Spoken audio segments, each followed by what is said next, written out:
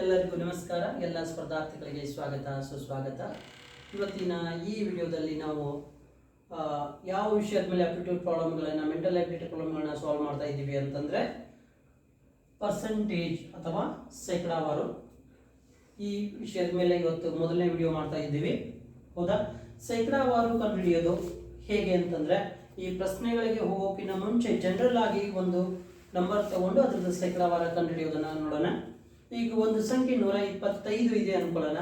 125 ಅನ್ನೋ ಸಂಖ್ಯೆಯ 20% ಎಷ್ಟಾಗ್ತೈತಿ ಅನ್ನೋದು ಕಂಡುಹಿಡಿಯೋದು ಹೇಗೆ?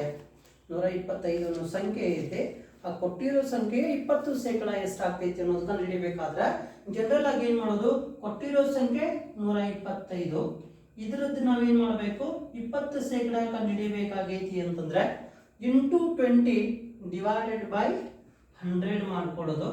ಇಂಟು 20 ಡಿವೈಡೆಡ್ ಬೈ 100 ಅಂತಂದ್ರೆ 125ರ ಸಂಖ್ಯೆಯ 20%, 125 ಸಂಖ್ಯೆಯ 20% ಎಷ್ಟಾಗೈತಿ ಅನ್ನೋದು ಕಂಡುಹಿಡಿಯಬಹುದು.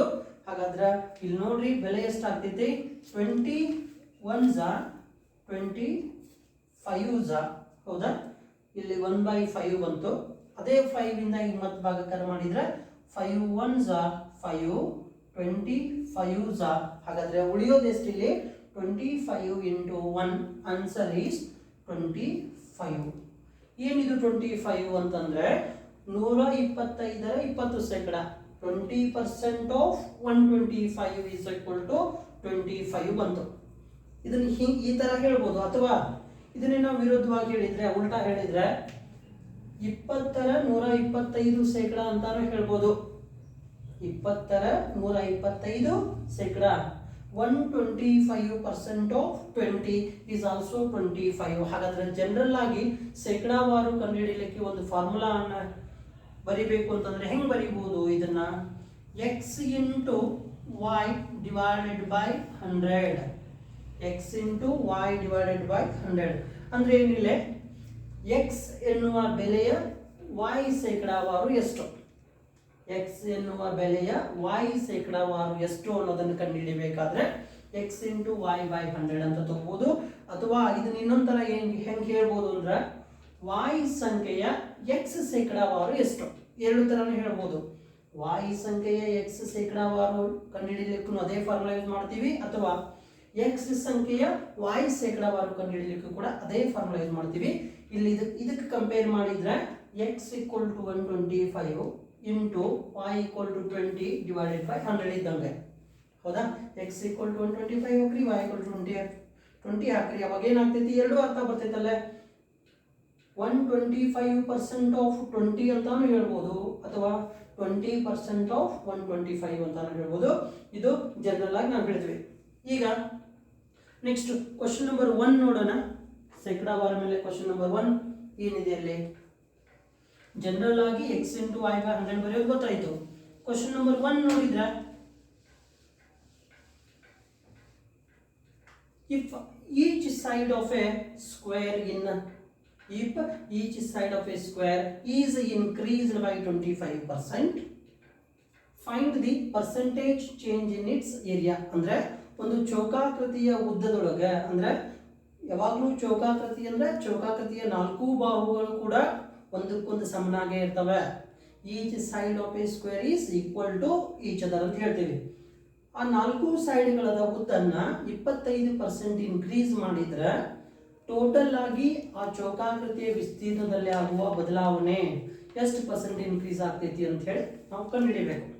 ಈಗ ಮೊದಲಿಗೆ ನೋಡೋಣ, ಆ ಚೌಕಾಕೃತಿಯ ಒಂದೊಂದು ಸೈಡ್ ಇರ್ತಾವಲ್ಲ ಬಾಹುಗಳು, ಅವುಗಳ ಉದ್ದ ಎ ಅಂತ ತಗೊಳ್ಳೋಣ. ಇದು ಚೌಕಾಕೃತಿ, ಎಲ್ಲ ಬಾಹುಗಳು ಎ ಎ ಎ ಇನ ಆಗಿರ್ತಾವ, ಯಾಕಂದ್ರೆ ಈಕ್ವಲ್ ಟು ಈಚ್ ಅದರ್. ಹಾಗಾದ್ರೆ let each side of a square be a. ನಮಗೆ ಚೌಕಾಕೃತಿಯ ವಿಸ್ತೀರ್ಣ ಕಂಡುಹಿಡಿಯುವಂತ ಫಾರ್ಮುಲಾ ಗೊತ್ತೈತಿ. Area of a square is, ಏನಿದೆ area of a square formula? A into a. ಹೌದಾ? ಅದು ಎ ಸ್ಕ್ವೇರ್ ಆಗುತ್ತೆ. ಹಾಗಾದ್ರೆ ನಮಗೆ ಬೇಕಾಗಿರೋದೇನು? 25% ಇನ್ಕ್ರೀಸ್ ಆದ್ಮೇಲೆ ಏರಿಯಾ ಎಷ್ಟು ಚೇಂಜ್ ಆಗ್ತೈತಿ? 25% ಇನ್ಕ್ರೀಸ್ ಆದ್ಮೇಲೆ ಅಂದ್ರೆ 25% ಇನ್ಕ್ರೀಸ್ ಆಗೈತೆ ಅಂದ್ರೆ ಅದರ ಅರ್ಥ ಮೊದಲಿಗಿರೋದು 100%. ಈಗಾಗಲೇ ಇರೋ ಏರಿಯಾ ಯಾವುದು? 100%. That is A into A is A square. ಅದನ್ನ ಒಂದೊಂದು ಭಾಗಗಳು 25% ಇನ್ಕ್ರೀಸ್ ಆದ್ರೆ new side actual length A ಇತ್ತು, 25% ಇನ್ಕ್ರಿಮೆಂಟ್ ಆದ್ಮೇಲೆ 100% ಇದ್ದು 125% ಆಯ್ತು. ಅದನ್ನ ನ್ಯೂ ಸೈಡ್ ಏನ್ ಬರೀತೀವಿ ಅಂದ್ರೆ 125/100 ಇಂಟು ಎ. ಇದು ಏನ್ ರಿಪ್ರೆಸೆಂಟ್ ಮಾಡ್ತೈತಿ ಅಂದ್ರೆ ಏನ 125%, ಏನ 125% ಬರುವಂತ ನಂಗೆ ಯಾಕಂದ್ರೆ 25% ಇನ್ಕ್ರಿಮೆಂಟ್ ಆಗತೈತಿ. ಹಾಗಾದ್ರೆ 125/100 ಇಂಟು ಎ, ಇದು 25 5s are 25 4s are, so answer is 5/4 into a. This is the length of a new side. ಅಂದ್ರೆ 25% ಇನ್ಕ್ರಿಮೆಂಟ್ ಆದ್ಮೇಲೆ ಈ ಸೈಡ್ಗಳದ ಉದ್ದ ಎಷ್ಟಾಗ್ತೈತೆ ಅಂದ್ರೆ 5/4 into a. ಅದೇ ರೀತಿ ನ್ಯೂ ಏರಿಯಾ ಇದೇ ಫಾರ್ಮುಲಾ ಯೂಸ್ ಮಾಡಬೇಕು. a into a ಹೆಂಗ್ ತಗೊಂಡಿದ್ದೀವಿ, ಈಗ ಇಲ್ಲಿ a into a ಬದಲಿಗೆ 5/4 into a ತಗೊಳ್ಳೋಣ. New area is equal to 5/4 into a into 5/4 into a ಆಯಿತು. 5 5s are 25, 4 4s are 16 into a square. This is the new area. ಅಂದ್ರೆ 25% ಪ್ರತಿ ಭಾಗಗಳನ್ನು ಹೆಚ್ಚಿಗೆ ಮಾಡಿದ್ಮೇಲೆ ಎಷ್ಟು ಏರಿಯಾ ಬಂತು ಅಂತಂದ್ರೆ 25/16 into a square ಆಯಿತು. ನೆಕ್ಸ್ಟ್ ಇನ್ಕ್ರೀಸ್ಡ್ ಏರಿಯಾ ಅಂದ್ರೆ ಅದರ ಅರ್ಥ ಏನು, ಇಲ್ಲಿ ಆಲ್ರೆಡಿ ನಾವು ಏರಿಯಾ ಫೈಂಡ್ ಮಾಡ್ಕೊಂಡಿವಿ. a into a is a square ಆಗಿರ್ತೈತಿ. ಈ ಬಂದಿರುವಂತ ಏರಿಯಾದೊಳಗೆ ಇದನ್ನ ಮೈನಸ್ ಮಾಡ್ಕೊಳ್ಳೋದು ಅಷ್ಟೇ. ಇನ್ಕ್ರೀಸ್ಡ್ ಏರಿಯಾ ಎಷ್ಟಾಗುತ್ತೆ 25/16 into a square minus a square ಮಾಡ್ಕೊಳ್ರಿ. ಇಲ್ಲಿ LCM 16 ಆಗ್ತೈತಿ, ಕೆಳಗಡೆ ಬರ್ದೀವಿ 16 ಇಲ್ಲಿ ಗುಣಾಕಾರ ಆಗುತ್ತೆ 16a square. 25a square minus 16a square ಅಂದ್ರೆ ಮೇಲ್ಗಡೆ 9a square ಉಳಿತೈತಿ ಡಿವೈಡೆಡ್ ಬೈ 16. ಇದೇನಂದ್ರ ಏರಿಯಾ ಇನ್ಕ್ರೀಸ್ಡ್, ಎಷ್ಟು ಏರಿಯಾ ಹೆಚ್ಚಾಗೈತಿ ಅದು 9a square by 16. ಬಟ್ ನಮಗೆ ಬೇಕಾಗಿರೋದು ಏನು, percentage change in the its area. ಅಂದ್ರೆ ಪರ್ಸೆಂಟ್ ನಾವು ಏರಿಯಾ ಎಷ್ಟು ಹೆಚ್ಚಾಗೈತೆ ಅಂತ ಕಂಡು ಹಿಡಿದೀವಿ ಈಗ, ಬಟ್ ಎಷ್ಟು ಪರ್ಸೆಂಟೇಜ್ ಹೆಚ್ಚಾಗೈತೆ ಅನ್ನೋದು ಕಂಡು ಹಿಡಿಬೇಕಲ್ಲ. ಯಾವುದಕ್ಕೆ ಕಂಪೇರ್ ಮಾಡಿದ್ರೆ ಆಕ್ಚುಯಲ್ ಏರಿಯಾ a square ಗೆ ಕಂಪೇರ್ ಮಾಡಿದ್ರೆ ಎಷ್ಟು ಪರ್ಸೆಂಟೇಜ್ ಏರಿಯಾ ಹೆಚ್ಚಾಗೈತೆ ಅಂತ ಕಂಡು ಹಿಡಿಯೋಣ. ಅದು ಹೆಂಗಂದ್ರೆ increased area percentage equal to 9a square by 16 ಹಂಗೆ ಇಟ್ಕೊಳ್ರಿ. ನಾವು ಯಾವುದ್ರ ಜೊತೆ ಕಂಪೇರ್ ಮಾಡಬೇಕು, ಮೊದಲಿರೋ ಏರಿಯಾದ ಜೊತೆಗೆ ಅದು 1/a square ಆಯಿತು ಇಂಟು 100. ಅಂದ್ರೆ 100% ಆಫ್ a square. ಮೊದಲಿರೋ ಏರಿಯಾದ 100% ಇರ್ತೈತಿ. So 100% of a square into ಈಗ ಹೆಚ್ಚಿಗೆ ಆಗಿರುವಂತ ಏರಿಯಾ ಎಷ್ಟು 9a square by 16. ಇಲ್ಲಿ a square ಕ್ಯಾನ್ಸಲ್ ಆಗ್ತೈತಿ, 100 ಹಂಗೆ ಉಳಿತದೆ. 9/16 ಮಾಡಿದ್ರೆ ನಿಮ್ಗೆ ಆನ್ಸರ್ ಬರೋದು 0.5625 ಬರ್ತೈತಿ. ಇಂಟು 100 ಮಾಡ್ರಿ.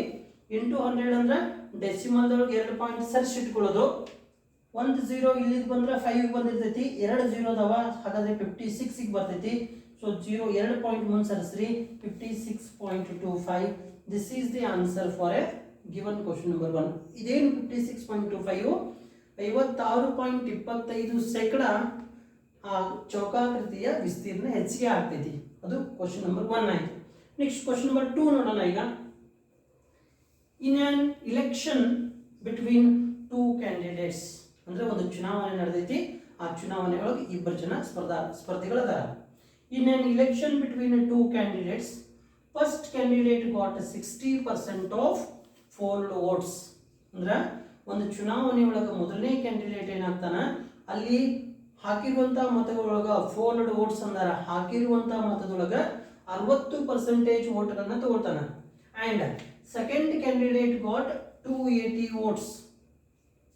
votes. The total number of votes polled was. ಹಾಕಿರುವಂತ ಮತದೊಳಗ ಮೊದಲನೇ ಕ್ಯಾಂಡಿಡೇಟ್ 60% ವೋಟ್ಸ್ ತಗೋತಾನ, ಎರಡನೇ ಕ್ಯಾಂಡಿಡೇಟ್ 280 ವೋಟ್ಸ್ ತಗೋತಾನ. ಹಾಗಾದ್ರೆ ಅಲ್ಲಿ ಟೋಟಲ್ ಆಗಿ ಎಷ್ಟು ವೋಟ್ಸ್ ಆಗ್ಯಾವ, ಎಷ್ಟು ಮತಗಳನ್ನ ಹಾಕಿದಾರ ಅಂತ ಹೇಳಿ ಕಂಡುಹಿಡಿಬೇಕು. ಇಲ್ಲೇ ಕೊಟ್ಟಿರೋ ಡಿಫರೆನ್ಸ್ ನೋಡ್ರಿ, ಮೊದಲನೇ ಕ್ಯಾಂಡಿಡೇಟ್ 60% ವೋಟ್ ತಗೋತಾನ ಅಂತ ಕೊಟ್ಟಾರ, ಬಟ್ ಎರಡನೇ ಕ್ಯಾಂಡಿಡೇಟ್ಸ್ ಪರ್ಸೆಂಟೇಜ್ ಒಳಗೆ ಕೊಟ್ಟಿಲ್ಲ. ಎಕ್ಸಾಕ್ಟ್ ನಾವು ಎಷ್ಟು ವೋಟ್ ತಗೊಂಡಾರ ಅನ್ನೋದು ಕೊಟ್ಟಾರ. ಹೌದಾ, ಇವ್ರು ಕೊಟ್ಟಿದ್ದು ಬರ್ಕೊಳ್ಳೋಣ. ಮೊದಲು ಕೊಟ್ಟಿರೋ ಪ್ರಕಾರ ಅಂತಂದ್ರೆ ನೀವು 60% ತಗೊಂಡಾನಂದ್ರೆ ಇನ್ನು ಉಳಿದಿದ್ದು 40% ಉಳಿಯಕಬೇಕು. 60 + 40 ಅಂದ್ರೆ 100% ಆಗೋದಿಲ್ಲ. ಅದು ಟೋಟಲ್ ವೋಟ್ಸ್ ಹಾಕಿದ್ದನ್ನ ನಾವು 100% ಅಂತ ತಗೊಂಡ್ರೆ ಫಸ್ಟ್ ಪರ್ಸನ್ ವೋಟ್ಸ್ ಅವರೇ ಕೊಟ್ಟಿದ್ದಾರೆ 60% ಆಯ್ತು.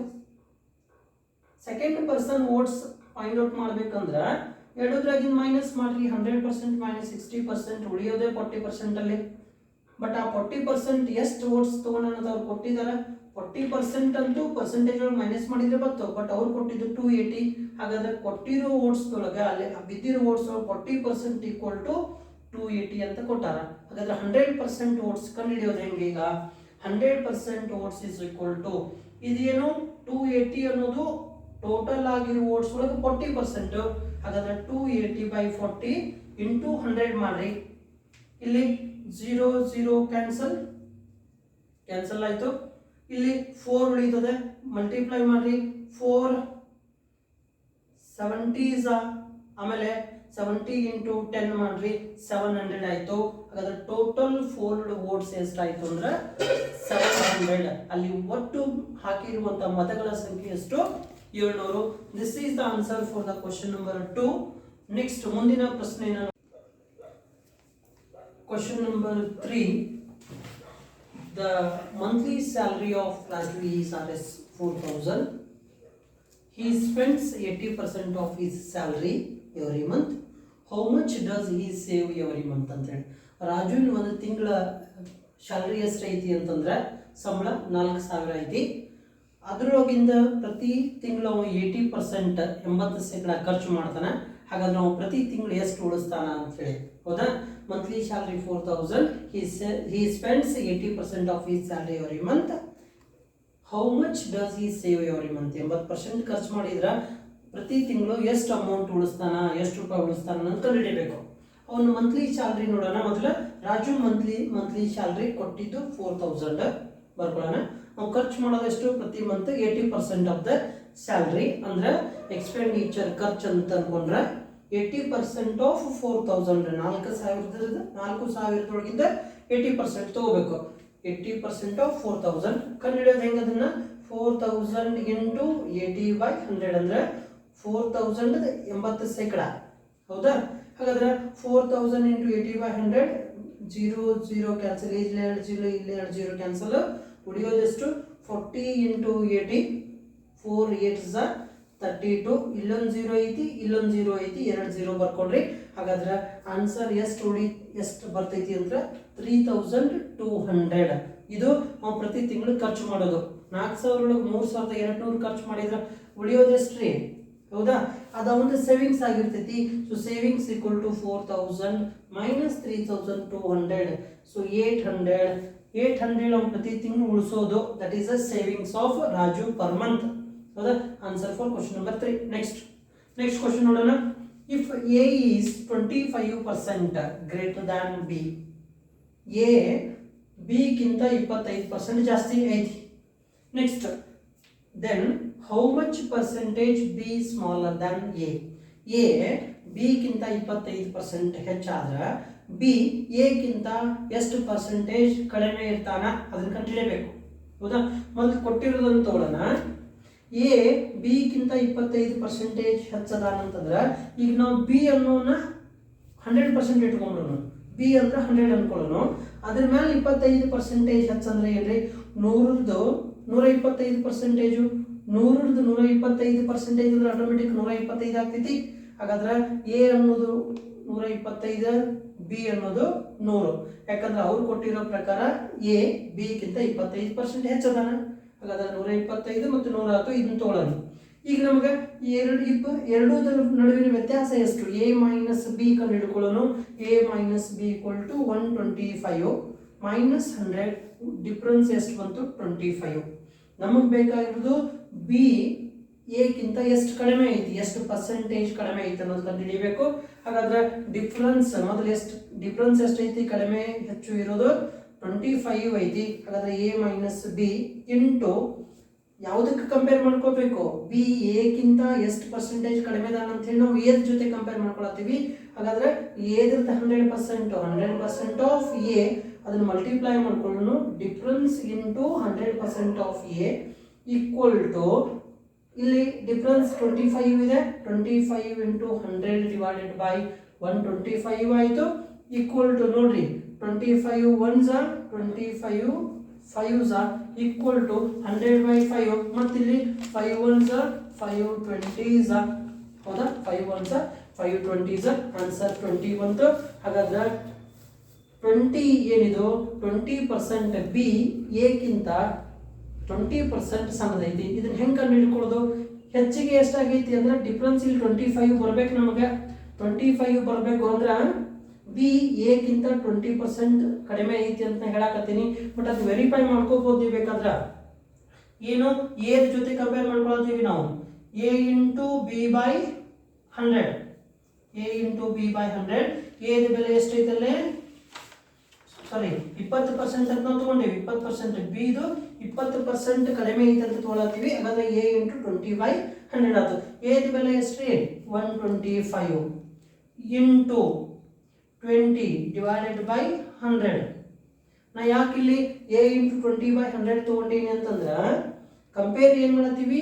ಬಿ ಎಕ್ಕಿಂತ ಎಷ್ಟು ಪರ್ಸೆಂಟೇಜ್ ಕಡಿಮೆ ಐತೆ ಅಂತ ಹೇಳಿದಾಗ 20% ಅಂತ ಹೇಳಿವಿ. ಹಾಗಾದ್ರೆ ಇದನ್ನ ಮಾಡಿದಾಗ ಡಿಫ್ರೆನ್ಸ್ 25 ಬರಬೇಕು ಅಂದ್ರೆ ಆನ್ಸರ್ ಕರೆಕ್ಟ್ ಐತಿ. A into 20 divided by 100. ಎದ ಬೆಲೆ 125 ಐತಿ. ಇಲ್ಲಿ ಮಾಡಿ ನೋಡ್ರಿ. ಇಲ್ಲಿ 125 ಇದು 25 ಐದ್ಲೆ 25 4 5 ಇಂಟು 20 ಆಯ್ತು. 5 ಇಂಟು 20 ಎಷ್ಟಾಗುತ್ತೆ ಇಲ್ಲಿ ಮಾಡ್ರಿ. 5 ಇಂಟು 20 100 ಆಗುತ್ತೆ. 100 ಡಿವೈಡೆಡ್ ಬೈ 4 ಮತ್ತು ಆನ್ಸರ್ 25 ಬಂತು. 25 ಏನಿದು? A minus B equal to 25 ಬಂದೈತಿ. ಹಾಗಾದ್ರೆ 20% ಏದು 20% 25 ಆಗ್ತೈತಿ. ಹಾಗಾದ್ರೆ ಅದರ ಅರ್ಥ ಬಿ ಎಕ್ಕಿಂತ 20% ಕಡಿಮೆ ಐತಿ. This is answer for the question. ಇದರೊಂದಿಗೆ ಶೇಕಡಾವಾದ ಮೇಲೆ 4 ಕ್ವಶನ್ಗಳನ್ನ ಸಾಲ್ವ್ ಮಾಡಿದ್ವಿ. ಮುಂದಿನ ವಿಡಿಯೋದಲ್ಲಿ ಮತ್ತಷ್ಟು ಪ್ರಾಬ್ಲಮ್ಗಳನ್ನ ಸಾಲ್ವ್ ಮಾಡೋಣ. ನಿಮಗೆ ವಿಡಿಯೋ ಇಷ್ಟ ಆದರೆ ಲೈಕ್ ಮಾಡಿ, ಶೇರ್ ಮಾಡಿ, ಹಾಗೆ ನಮ್ಮ ಚಾನಲ್ನ ಸಬ್ಸ್ಕ್ರೈಬ್ ಮಾಡಿ. ಧನ್ಯವಾದ, ನಮಸ್ಕಾರ.